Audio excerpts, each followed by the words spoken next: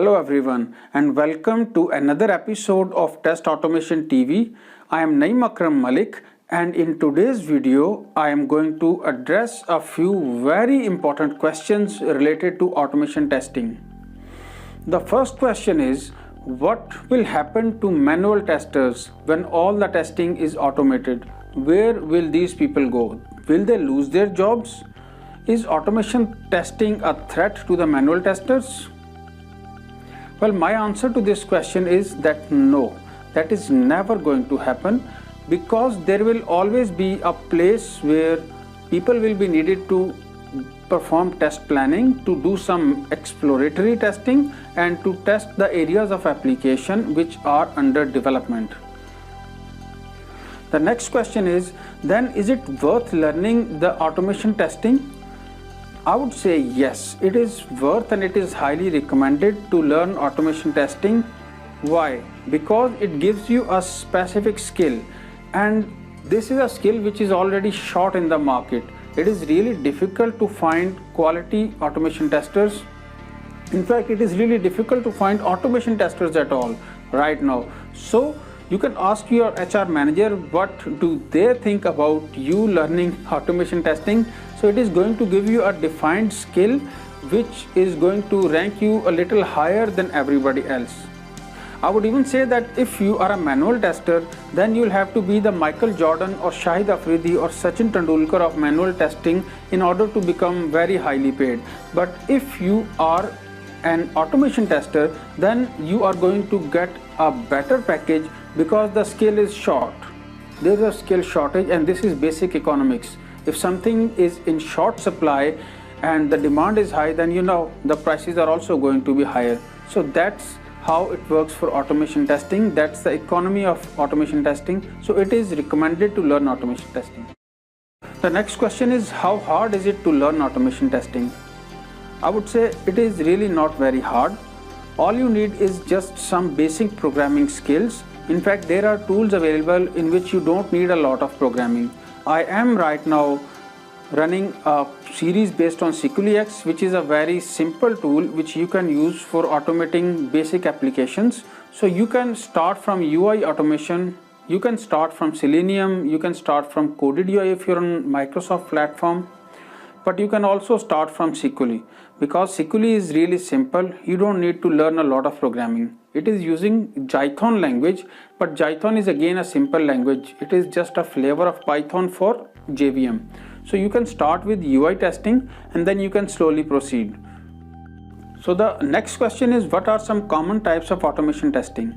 Well, automation testing can be used for various purposes, but the most common type which is given to third party or an outsider automation tester team is concerned with the user interface. The UI testing and the web API testing is usually handed over to another team. Why? Because the unit testing, which is performed from within the application, is being handled by the software development team itself.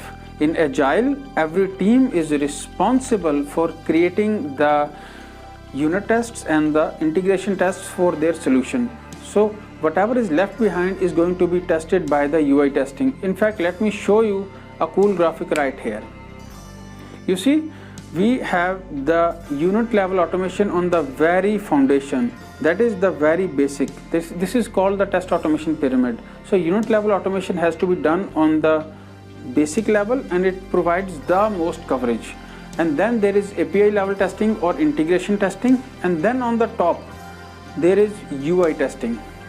There are various problems with UI testing. For example, if you are testing a UI and there is a bug in the software and your automation script has found it, so the software has failed, right?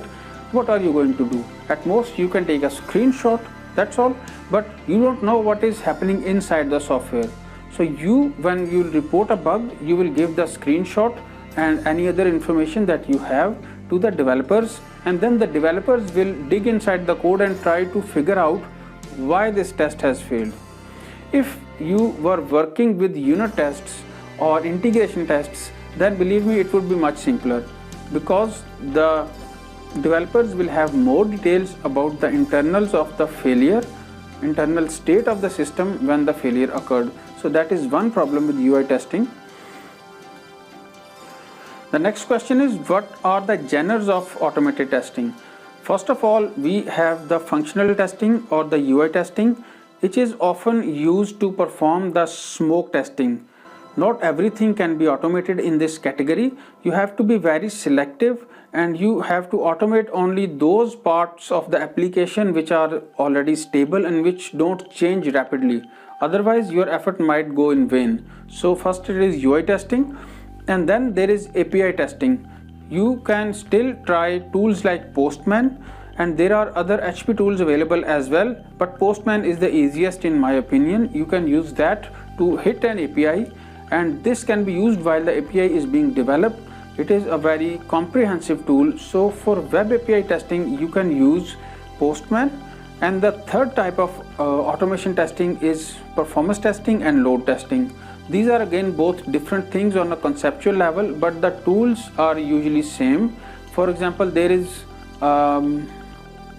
JUnit. JUnit is a free and open source tool for performance and load testing. And then there is another tool, HP Load Runner, which is very popular and it is known to be a very stable tool. It is expensive although, but a lot of teams are using HP Load Runner. So that is for performance testing, where you see what are the performance characteristics of a system. You try to identify the bottlenecks and then you tell the developer team so that they could fix it. This is usually very useful in web-based applications. And then there is load testing. Load testing is basically we try to break the application. We are trying to fracture the application. We are putting a lot of pressure on it to basically destroy the application, and we are trying to find the limits of our application so that we can make it a better application, or at least we can put it in our documentation, the user guide, that don't do this to the application or it will be dead and we won't be responsible. Yet another type of testing is security testing and penetration testing. That is also getting very popular because the security is a high in demand skill. So if you can learn penetration testing, basically you are going to be much more effective than a developer or a networking professional, because if you're a tester and you have a tester's mindset, which is a very important thing, not everyone has got a tester's mindset. So if you have a tester's eye, if you have a tester's mindset, then definitely you can get inside penetration testing, and there are a lot of good trainings available online, so you should check those out. And penetration testing is another type of test automation. So that is it for today's episode of Test Automation TV. Next week I will come back to you with another tutorial video, and I am thinking to have this Q&A section with you once a month at least, so that we could discuss important matters. Next time I am going to announce this on Twitter. You can follow me on Twitter. My handle will be shown here. Follow me on Twitter, follow me on LinkedIn, and do subscribe my channel Test Automation TV on YouTube. Thank you very much for watching. Stay in touch. See you soon again. Bye.